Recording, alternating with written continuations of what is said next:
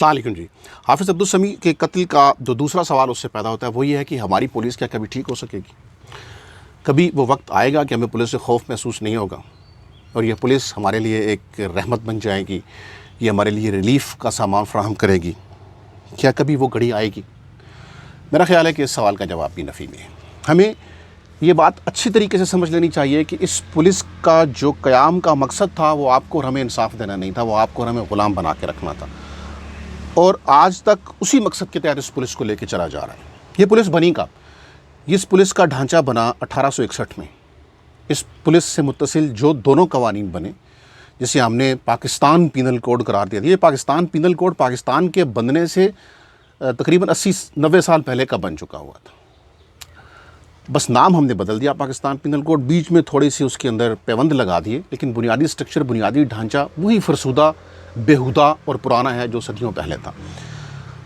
Police اس لیے بنائی گئی کہ 1857 کی جنگ آزادی کے بعد، 1857 کی جنگ آزادی بنیادی طور پر جب لڑی گئی تو اس کے بعد برطانیہ نے اس خطے کو براہ راست اپنی عملداری میں لیا، ایسٹ انڈیا کمپنی کو بیچ سے نکال دیا اور ملکہ کی حکومت آ گئی۔ 3 سال انہوں نے اس کے اوپر غور کیا کہ وہ کیا عوامل تھے کہ اس علاقے کے لوگوں نے بغاوت کی، اور کس طریقے سے ان علاقے کے لوگوں کو اس آئندہ کسی بغاوت سے روکا جا سکتا ہے، یعنی کیسے انہیں ایک بہت اچھا اور بہت مطمئن قسم کا غلام بنا کے رکھا جا سکتا ہے۔ تو مطمئن قسم کا غلام بنانے کے لیے پھر یہ پولیس ایکٹ آیا 1861 کا، اسی کے ساتھ جسے آج جہاں پاکستان پینل کوڈ تعزیرات پاکستان کہتے ہیں، یہ تعزیرات ملکہ برطانیہ تھی جو صدیوں پہلے ہمارے اوپر مسلط کی گئی، ہم نے صرف نام بدلا ہے۔ ضابطۂ فوجداری بھی اسی زمانے کا آیا ہوا ہے۔ یہ تعزیرات پاکستان، جیسے میں نے پچھلے پروگرام میں بتایا، 159 سال پرانا ہے، مجموعہ ضابطۂ فوجداری 121 سال پرانا ہے۔ اب آپ چاہے کہیں کہ یہ ہمارا ہے، پاکستان بننے سے 50 60 70 80 90 سال پہلے کے قوانین سے آپ ملک کو چلا رہے ہیں، تو یہ پولیس میں عرض کر رہا تھا کہ بنی اس لیے تھی 1861 میں کہ اس خطے میں دوبارہ کوئی بغاوت نہ کر سکے۔ چنانچہ ابھی بھی اس پولیس کو اسی پیٹرن پہ چلایا جا رہا ہے۔ پولیس کا جو اپنا سٹرکچر ہے اس کو خود مختار نہیں کیا جا رہا، پولیس کو محتاج رکھا جا رہا ہے۔ محتاج کیوں رکھا جا رہا ہے؟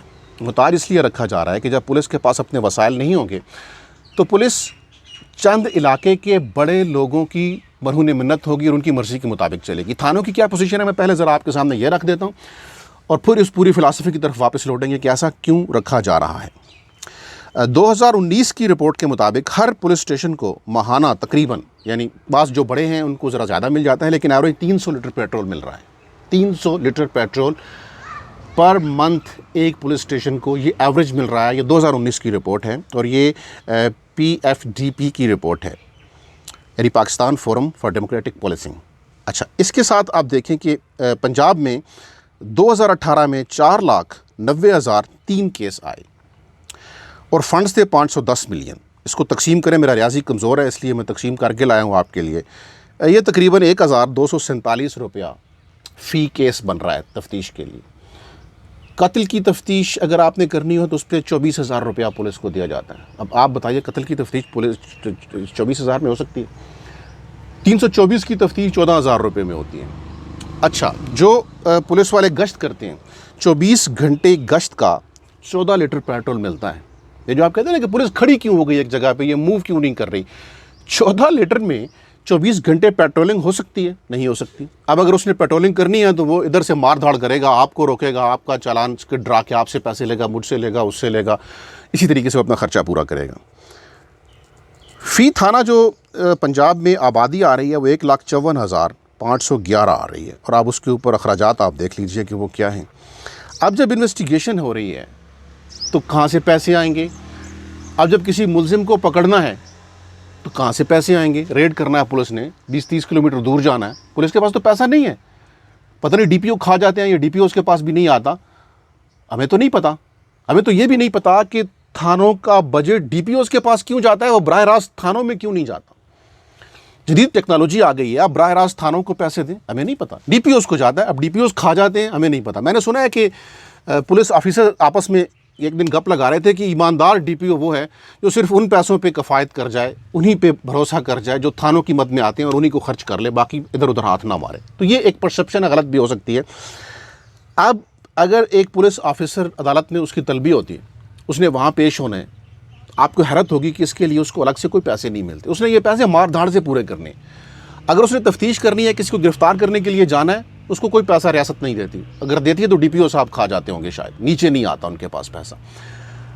اگر پولیس تفتیش کو تو چھوڑیں، پولیس کہیں گشت کر رہی ہے اور کوئی لاش مل جاتی ہے، یہ بھی میں نے کچھ پولیس کے دوستوں سے پوچھا کہ اس کا کیا کرتے ہیں، تو انہوں نے کہا جی کہ میونسپل کارپوریشن کے لوگ ہوتے ہیں، ان سے ریکویسٹ کرتے ہیں، وہ بھی اٹھانے کے لیے ہم سے پیسے لیتے ہیں۔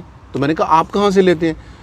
تو جو شریف ہیں کچھ وہ پلے سے دیتے ہیں، اور جو اس رنگ میں رنگے گئے ہیں وہ علاقے کے کچھ بڑوں سے لے کے دیتے ہیں۔ تو یہاں سے وہ اس پورے شیطانی اس سسٹم کا آپ اندازہ اس سے لگائیے کہ جو FIR ہے وہ میرٹ کے اوپر آپ کا استحقاق ہے کہ درج ہو۔